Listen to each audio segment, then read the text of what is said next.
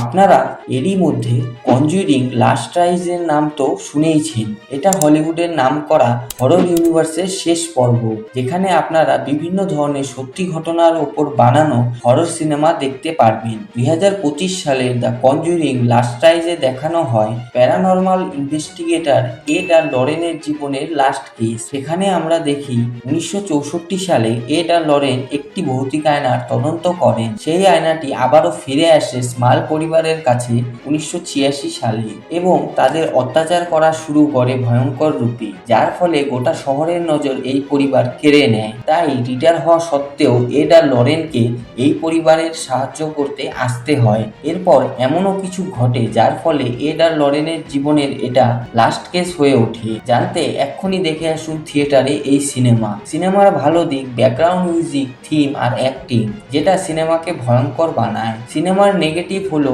Conjuring এর last part হওয়ার সত্ত্বেও সেই রকমের হরর ইম্প্যাক্ট ফেলতে পারে না এই সিনেমা। যদিও এর IMDb রেটিং 6.5 আউট অফ 10 এর আর রটেন টমেটোতে লোক 55% এর রেটিং দিয়েছে। এখন কথা হচ্ছে আপনার কাছে কেমন লেগেছে এই সিনেমা।